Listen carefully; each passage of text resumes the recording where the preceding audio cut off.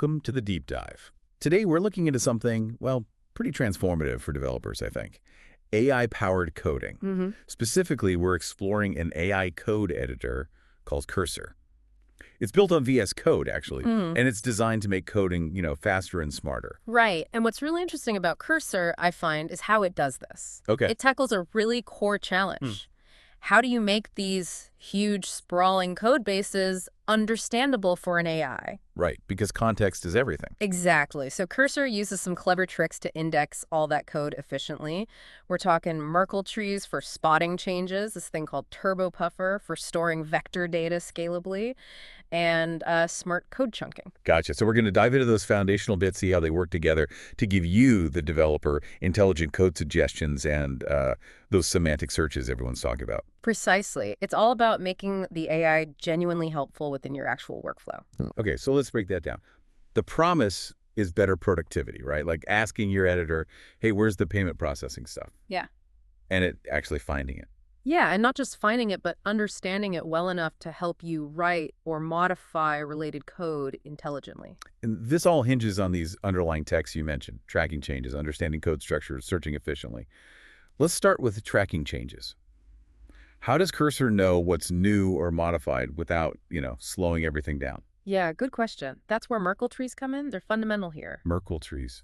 Okay, remind me. Think of it like this. Every file gets a unique digital fingerprint, right? A hash.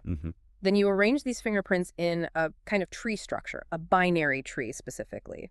If anything changes in a file, its fingerprint changes. And that change ripples up the tree. Exactly. It instantly flags the specific branch where the change happened. It doesn't matter if you have 10 files or 10 million. It pinpoints the change super efficiently. So this isn't replacing Git or anything like that. It's working alongside it. Totally alongside it, seamlessly. Cursor checks, say, every 10 minutes. It compares its Merkle tree with the servers. Oh. Instead of rescanning everything, which would be slow, it just updates the path from the changed file up to the root of the tree. So that's the O-log-N magic people talk about. Yeah. Like finding a word in a dictionary. Precisely that. You're not reading every page that's ONN slow. You jump to the middle, then the middle of that half, you narrow it down exponentially fast. Which saves a lot of time and network traffic. Huge amounts, up to 90% reduction in bandwidth for large projects, potentially. And importantly, the file paths themselves are encrypted, so your code structure stays private. Okay, privacy is key. So Merkle trees nail the what changed, but the AI needs to understand the code itself. Yeah. Brings us to chunking, right? How do you break down code for an AI? Right. You can't just feed it raw files, especially big ones. Cursor uses tools like TreeSitter. TreeSitter that parses the code. Yeah, it builds what's called an abstract syntax tree, or AST, basically the structural map of your code. So Cursor chunks the code based on that structure. Think functions, classes, logical blocks. It keeps related bits together. So you don't split a function right down the middle, confusing the AI. Exactly. It preserves the semantic meaning. And these chunks are kept within the AI model's token limit, basically, its attention span. Makes sense. And then these chunks become vector embeddings. What's that about? Right. Each meaningful chunk of code gets converted into a vector embedding. Think of it as a list of numbers, like coordinates. Okay, numerical representation. Yeah. And the key thing is, code chunks with similar meaning, even if written differently, end up with coordinates that are close together in this high-dimensional space. So that's how the AI finds related code, even if I don't use the exact same words. It looks for nearby vectors. You got it. That's the core of semantic search and understanding. So we have these smart chunks turned into vectors. Where do they all live? You mentioned TurboPuffer. That sounds fact. It is. And, crucially, cost-effective.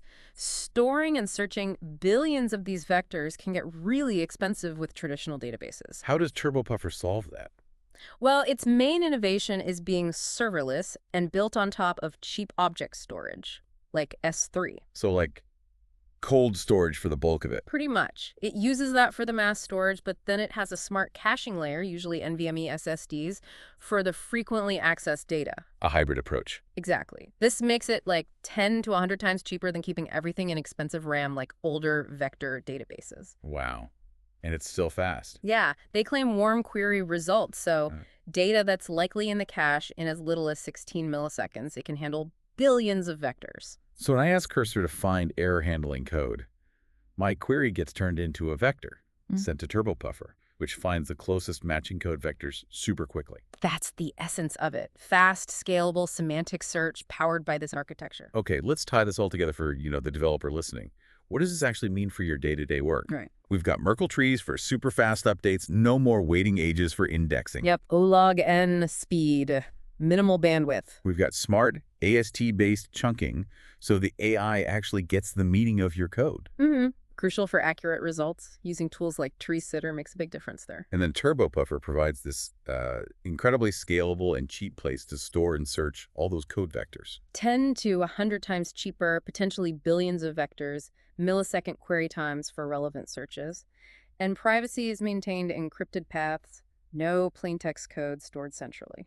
So the whole package is a much more responsive, intelligent IDE that can handle huge projects without breaking a sweat or the bank. It really feels like a fundamental shift. It aims to be, yeah. Reducing friction, improving understanding, speeding up common tasks. So if any of this clicked for you today, or maybe sparked an idea about how AI could help your coding, remember that sharing these insights helps everyone level up. We hope this deep dive gave you a bit of a shortcut to understanding some of the really cool tech shaping the future of software development. Maybe something you'll use or even build upon yourself.